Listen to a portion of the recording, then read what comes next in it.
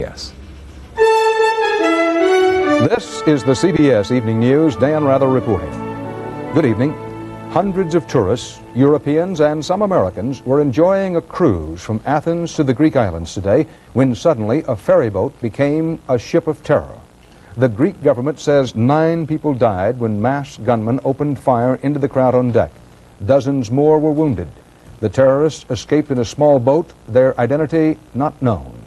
From London, Tom Fenton has our report. Greek authorities said it was a scene of panic. One passenger described it as absolute hell. The gunmen hurled hand grenades and fired machine guns on the crowded cruise ship. Many of the passengers jumped into the sea. An amateur photographer took these pictures after the attack. The city of Poros is a cruise ship that makes day trips around the Aegean Islands. It is popular with Americans, and a number were said to be on board this evening. The ship had left the island of Aegina and was heading back toward Athens when it was attacked. After setting the ship on fire, the gunmen were seen to make their getaway in a small boat that pulled alongside and sped away. Earlier today, an explosion blew up a car parked near the marina where the ship was due to land. A man and a woman believed to be Arabs were blown up with the car. Police said it had been rented by a Lebanese man and contained explosives, hand grenades, and automatic weapons. They speculated that the couple were terrorists waiting for the cruise ship to arrive. Survivors were taken to several hospitals in the area. They described scenes of horror on board. Some of the passengers who jumped into the sea have not yet been found, and the rescue operation is continuing tonight.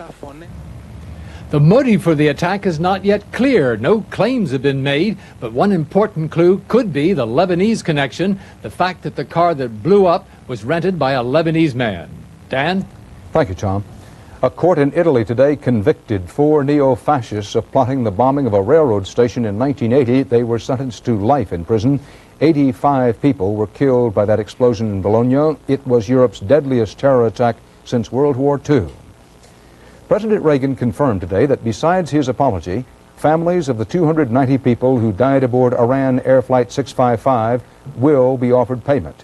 Mr. Reagan's aide said the plan would go ahead as quickly as possible, but many problems and details remain. Bill Plant reports. President Reagan's offer of compensation to relatives of those killed when the U.S. shot down an Iranian airliner was very much a personal decision, announced even before the military has finished investigating what happened. We're a compassionate people, and I think that we all have compassion for the families of those unfortunate people that were on that plane. The administration hasn't yet decided how much to offer, but will admit no liability and will insist that anyone who takes the money give up any future legal action. Payment would be handled through an international third party, not the government of Iran. I want to make it plain that there's certainly going to be no compensation for the government of Iran or anything of that kind. The president's plan immediately drew fire from some on Capitol Hill who don't trust Iran. I have serious doubts that the families will ever receive 1 brown penny of the money we send. And from some who say there should be another dimension to any such deal. And I would say it's only fair that the Iranians arrange for the return of the Americans who have been held hostage before we contemplate compensation. Supporters say it's been done in the past for families of people killed in Grenada when the U.S. accidentally bombed a mental institution, for the family of an Indian sailor killed while fishing in the Gulf. They say this offer should have nothing to do with the American hostages. But if we connect the two, then we are simply saying to Iran and others, it's valuable to take hostages. Officials admitted that today's announcement was timed to counter Iran's request that the UN Security Council condemn the United States when it meets tomorrow. But they say that given Mr. Reagan's strong feelings, today's offer would have been made in any case. Bill Plant, CBS News, the White House. We've been checking around on this story during the afternoon, and Bill Plant also reports that administration sources tell him tonight that former Pennsylvania Governor Richard Thornburgh probably will be nominated to replace Ed Meese as U.S. Attorney General, that Thornburgh is being offered the job. Earlier in the day, White House officials asked key Republican senators whether Thornburgh would be acceptable. George Bush campaign operatives in Pennsylvania were enthusiastically saying that they'd been told that Thornburgh had been offered the job. Thornburgh once headed the Justice Department Criminal Division. Well, 1 week to go to the Democratic National Convention in Atlanta. Michael Dukakis is reportedly closing in on selecting a running mate. Dukakis is doing so amid new reports of some friction with Jesse Jackson and indications from the latest CBS News New York Times poll tonight that George Bush's attacks on Dukakis, his negative campaign, have been drawing some blood, but without boosting Bush's own standing with the voters. CBS News chief political correspondent Bruce Morton begins our coverage. Our sample would elect Michael Dukakis president. Our poll shows him 8 points ahead of George Bush, not very different from when we asked the same question in May. But those aren't the numbers political professionals care about. Bush and other Republicans have been blasting Dukakis lately as a wild-eyed, squishy, soft liberal. And his record on crime is standard, old style, 60s liberalism. My opponent opposes the death penalty for any crime. His foreign policy views, born in Harvard Yard's boutique, would cut the muscle of our defense, and I will never do that. The aim is to increase voters' negative feelings about Dukakis. It worked. In May, when we asked, do you have a favorable or unfavorable opinion of Dukakis, the numbers looked like this. In our new poll, they're like this. Negatives up among Republicans, of course, but also among groups Dukakis will need, moderates, independents, union households. The bad news for Bush is that his own negatives remain very high. The only message that people are getting from George Bush are slashing attacks to Dukakis. Well, that doesn't make people feel more favorably about Bush. Our sample was uneasy about Dukakis' ability to handle a crisis, but they were uneasy about Bush's, too. They thought Dukakis wasn't tough enough on crime, but gave Bush even worse marks. Many voters thought Bush was spending his time attacking Dukakis, while Dukakis was explaining his program instead. It's very difficult to win the presidency solely on a negative campaign. Bush is almost even with Dukakis among men, but Dukakis runs much more strongly with women. Bush's strongest region is the South. Dukakis runs best in the West and North Central regions, not in his native Northeast. I am not going to raise taxes, period. Do voters believe candidates who say that? 60% of our sample thought the candidate would try not to raise taxes, but might change later on. 32% just didn't believe it. Only 3% said, yes, we believe. And finally, people we polled were very pessimistic about the future, feeling the next generation will be left too many problems to solve. That mood ought to help Dukakis. He's the out-of-office candidate who presumably represents change. Dan? Thank you, Bruce. CBS News correspondent Bill Whitaker is covering the Dukakis campaign and has the latest now on Michael Dukakis and the running mate crunch. Michael Dukakis today continued to work out at the time-consuming task of choosing a running mate. He met this morning at his Brookline home with chief talent scout Paul Brontis. Afterward, Brontis referred to the weather, but could have been talking about the VP search. Sources tell CBS News campaign insiders now are urging Dukakis to look south. Top Southerner, Texas Senator Lloyd Benson. Benson, the argument goes, could help Dukakis carry the big vote-rich state. And Benson once beat George Bush for the Texas Senate seat. Number 2 Southern contender, Tennessee Senator Albert Gore Jr. But sources also say Dukakis still seems partial to Ohio Senator John Glenn. For the record, nobody is talking. I don't have any comment at all. No comment. Meanwhile, Brontis traveled to Washington, D.C. this afternoon to meet with Jesse Jackson. Well, you can see from both of us it's a very pleasant and enjoyable move. The meeting comes at a time of growing tension between the two campaigns. Jackson staffers accuse Dukakis of locking minorities out of convention rolls and the VP search. And Jackson threatens platform fights in Atlanta. Yesterday, a testy Dukakis fired back. I think Jesse Jackson can do anything he wants to do. I'm going to the convention, I'm going to win it. And then I hope he and good Democrats and independents and maybe more than a few Republicans are going to be part of this effort. Jackson and Brontis just ended their meeting moments ago. Both men insist the search for a VP continues, and Dukakis insists he hasn't yet made up his mind about a running mate. But campaign insiders say his decision could be announced as early as tomorrow. Dan? Bill Whitaker with the Dukakis campaign. Thanks, Bill.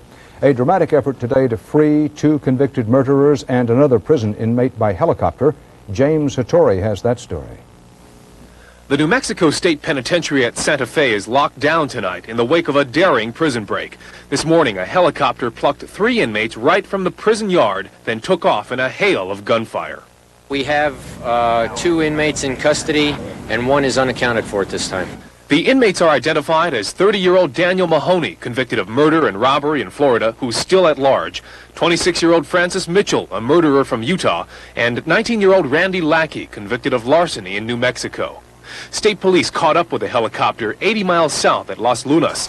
They wounded and captured one of the inmates and arrested a woman believed to be an accomplice. Another inmate ran off.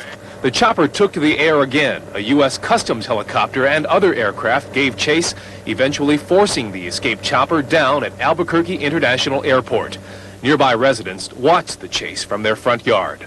As they were going right overhead, they threw a pistol out of the little helicopter, and it almost hit my daughter on the head. Officials say the chopper was chartered out of El Paso, Texas, apparently under the ruse of making a real estate survey, then was hijacked. James Hattori, CBS News, Dallas. And still to come on the CBS Evening News, correspondent Martha Teichner on the legendary Red Adair fighting fire in the North Sea. And Bob Schieffer on the changing profile of America, a shift from getting to giving.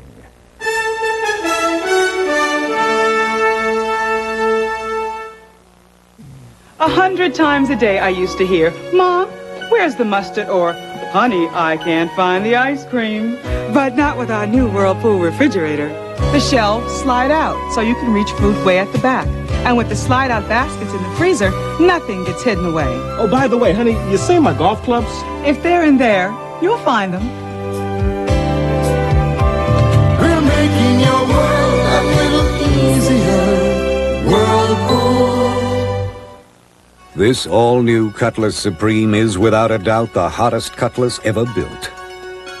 The Washington Post called it a rolling, happy seduction. Car and Driver said wow. And Auto Week hailed it as a worthy successor to a proud name. And now Oldsmobile is making it possible for your Olds dealer to pass along savings of up to $775 on select new Cutlass Supremes equipped with air conditioning. Hemorrhoids, they hurt, burn, and swell. Over the years, more doctors have recommended Anusol than Preparation H to relieve the hurting. Anusol is the word to remember for relief. Into the land of heartburn comes the first liquid antacid without that liquid antacid taste. A really good tasting liquid that puts out heartburn's fire. New Tums Liquid. It works. It really tastes good. Mexico's Electoral Commission finally released substantial official returns from last week's presidential election today.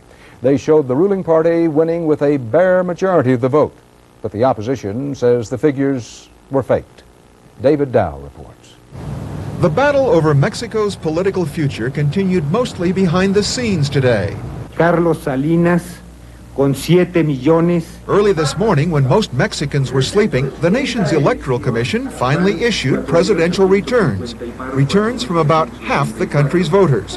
They pointed toward the victory already declared by Carlos Salinas de Gortari, candidate of the party that has dominated Mexican politics for nearly 60 years. But the slow vote count, the continuing cries of fraud, the insistence by Cuauhtemoc Cárdenas, candidate of a center-left coalition, that he has won the election, all this has left many Mexicans in a state of exasperation. The political information is very confused. That's crazy. Pero, pues... This is not the way it should be, she says, and most here would agree. Mexicans are still reeling from their worst economic crisis in modern history, one that's affected almost every neighborhood. The buying power of many families has fallen 50% in 6 years. Salinas was an architect of the government's efforts to combat the crisis. Many see his share of the vote, the lowest in party history, as a referendum on the economy. I don't think that we in Mexico, as the election clearly showed, can continue to keep on waiting for the light at the end of the tunnel. For the U.S., there's a lot at stake in Mexico's recovery. It has become the third leading market for American goods. Mexico is going to have very, very hard times, and the United States is going to have to be part of Mexico's economic recovery. Meanwhile, the U.S. can only sit back and wait for Mexico to sort out its election returns. Everyone knows that Americans want democracy, said one observer. They don't need to say it anymore. David Dow, CBS News, Mexico City. Nicaragua today shut down the radio station of the Roman Catholic Church, accusing of inciting to violence. A government official said the station was being punished for its reports on a big anti-Sandinista demonstration yesterday. Police used tear gas and clubs to break up that protest by about 10,000 people. Mikhail Gorbachev was politicking in Poland today. He arrived there for a 6-day visit and immediately jumped out of his car to greet crowds in the streets. Gorbachev said he would feel a great understanding arising after centuries of mistrust between Poland and the Soviet Union. In an address to the Polish parliament, Gorbachev called for a summit meeting of all European leaders to find ways of what he called reducing conventional weapons in Europe.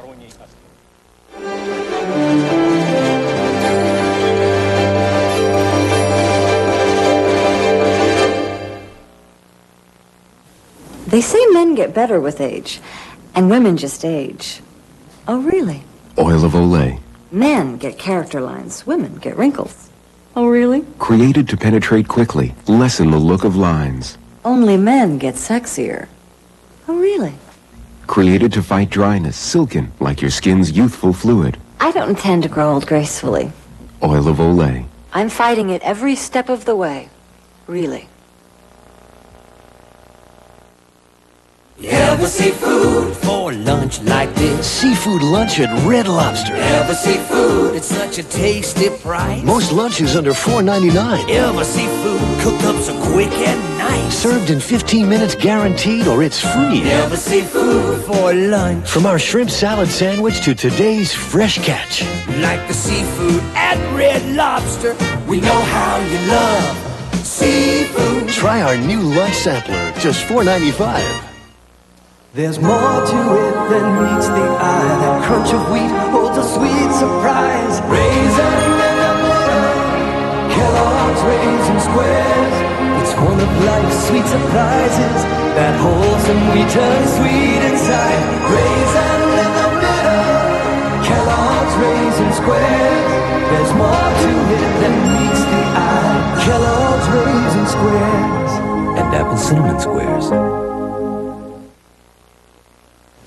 Another glitch today in plans to get Space Shuttle Discovery off the ground in early September. A test model of the redesigned rocket booster was damaged over the weekend. Engineers mistakenly pumped in 1,000 pounds of pressure per inch into an O-ring joint instead of 100. This mistake likely will delay the final test firing of the booster. No one is saying whether it will also delay the launch of Space Shuttle Discovery. An Occidental petroleum rig is still on fire tonight and spewing oil in the North Sea, where it exploded last week, killing 166 men. The world's top oil well firefighter has been called in from Texas to try to put a lid on the disaster, but so far it's been too hot even for Red Adair. Martha Teichner reports.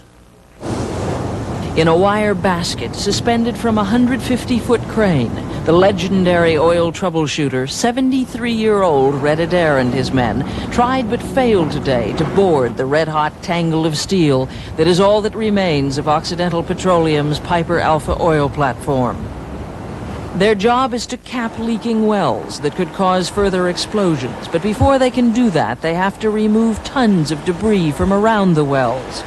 This technical video shot yesterday by Adair's crew on board the platform gives a sense of how dangerous it will be to navigate the burning maze of valves and pipes just to find the leaks.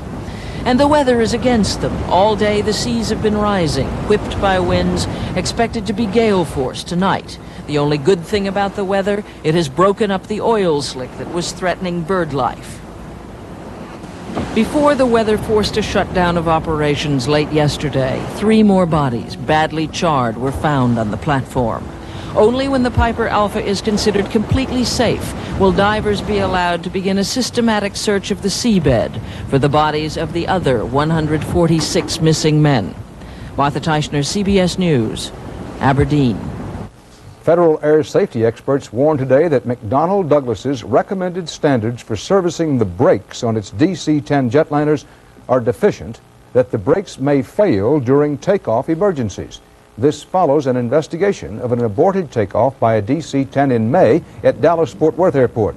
8 of the plane's 10 brakes failed.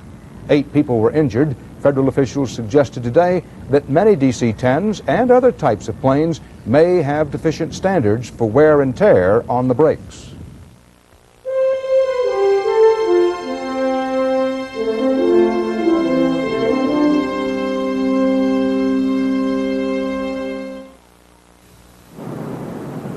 Before I fell off my 10-speed and ended up in the hospital, I never gave much thought to pain relievers. The hospital gave me Tylenol. It stopped the pain without irritating my stomach, like aspirin can, and it really made me think. Ever since that day, I've been a lot more careful about medicine. What do I trust now? Just one thing, Tylenol. Trust Tylenol, the pain reliever hospitals use most. Up to $1,500 cash back from Subaru is worth more than the same money from anyone else. It's worth more because Subaru has the best-selling import wagon in America. It's worth more because Subaru's XT6 has the same engine design found in a Ferrari. It's worth more because the Subaru Justy is the lowest-priced four-wheel drive passenger car in America. Up to $1,500 cash back on a Subaru is worth more because it's on a Subaru. Get up to $1,500 cash back or 7.9 financing on a Subaru. It's time once again for Kinko's 2.5-cent copy sale. You pay just 2.5 cents each for white letter size copies. We'll be open 24 hours a day for this 1 week only sale. Get your 2.5-cent copies at Kinko's, the copy center. This reminds me of Yule Gibbons. Didn't he used to pitch in St. Louis? No. He's the one who said grape nut cereal tastes like wild hickory nuts. Well, these little things are better. No messy shells. Post Grape Nut Cereal, the one and only. The October 19th children of the stock market crash, they stand as symbol for what some observers see as a major change in our national mood. It's customary to wait for the end of a decade to look back in appraisal, but this presidential campaign will be a vote on visions we all shaped during 8 years of the Reagan presidency. Tonight, correspondent Bob Schieffer sees if we're seeing things differently in the second part of our series, American Profile. The 1980s, the decade of elegance, fast credit, and good times.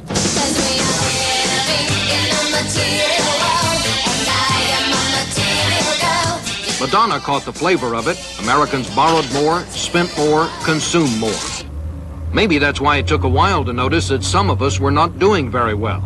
Not very well at all. In the 80s, most Americans felt good about themselves and their country. It's morning again in America. And under the leadership of President Reagan, our country is prouder and stronger and better. Ronald Reagan's advertising people thought that message summed up the times. But now one of them says, times have changed. It was morning in America. But this is now late afternoon in America. It's a totally different time. Different time. Sociologists are also finding it as a different time. The drive to get ahead has brought with it a searching re-examination of values. People are having second thoughts on having it all. The panacea of materialism, of burying the wounds in BMWs and burying the wounds in fancy clothes is going. We're letting go of that. The 80s brought hard lessons. On October 19th, Black Monday, the economy staged a sneak attack. A whole generation of young financiers who thought they could never lose found out they could. One day they were sitting around drinking bottled water and talking about their new cars, and the next day they were flirting with being broke. And these were people who only had their wealth. But Black Monday was just one reason for changing attitudes. Psychologists say the age of insider trading scandals, merger mania, and the buying and selling of corporations has left many workers less trustful of employers, less certain that climbing the corporate ladder is really worth it. And I think that you kind of reach a point at certain stages of your life where you say, you know, I want to do something that feels important to me and feels like I'm producing something for a good cause, as opposed to necessarily lining pockets. Lois Boyd left a top position in a San Francisco law firm to work as a church administrator. She is an exception, to be sure, but as businesses have become less personal and caring, surveys show more and more people are returning to family and friends for nurturing. If you think corporations are your family, find out what happens when you walk in one morning and your two best buddies have the locks on their doors changed and they didn't know.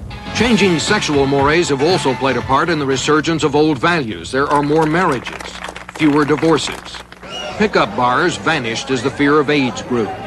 The singles bar crowd of the 70s now vies for booster seats in family restaurants.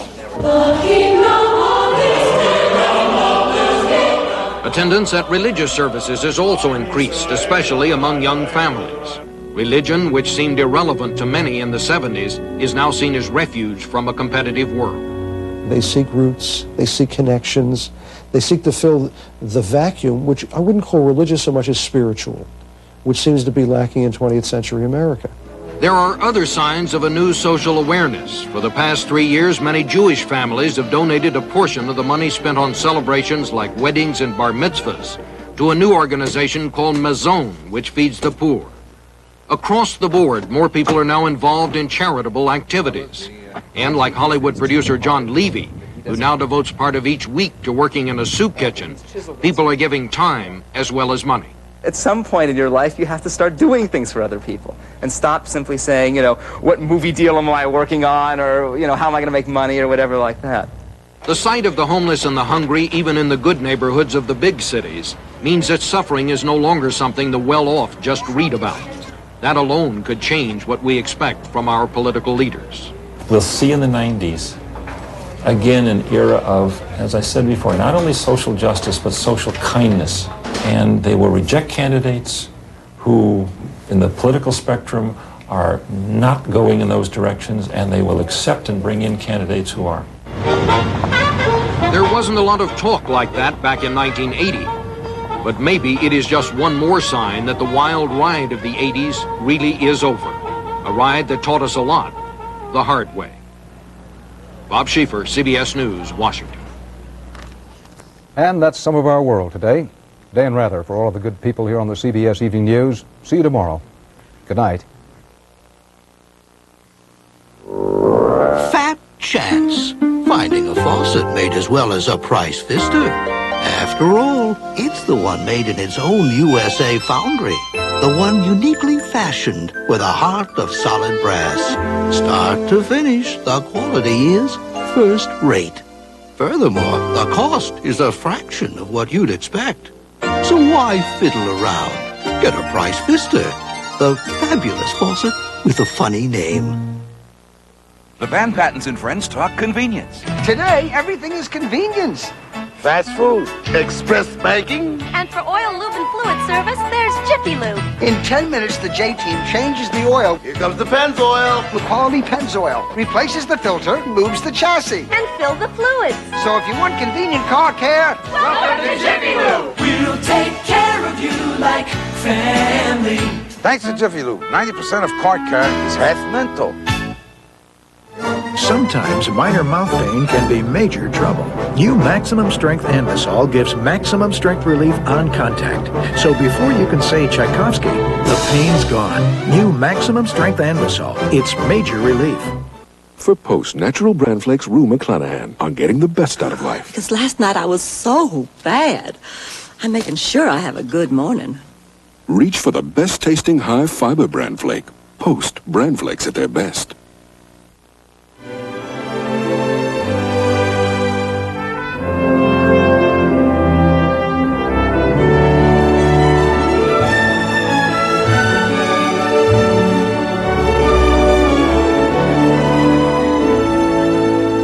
I'm Harry Smith. Tomorrow on CBS This Morning, America's great baseball parks, Wrigley, Fenway, and Yankee Stadium. Later this week, Sting on CBS This Morning. This is CBS. Coming up on Eyewitness News tonight, there are growing indications that Senator Albert Gore may be the Democratic vice presidential nominee. We'll have the very latest. New efforts are underway in Washington to help drought-stricken farmers in Tennessee. We'll tell you what's being done to meet their needs, plus a call for stricter boating laws. Join us for these stories and more next on Eyewitness News. It's time once again for Kinko's 2.5-cent copy sale. You pay just 2.5 cents each for white letter size copies. We'll be open 24 hours a day for this 1 week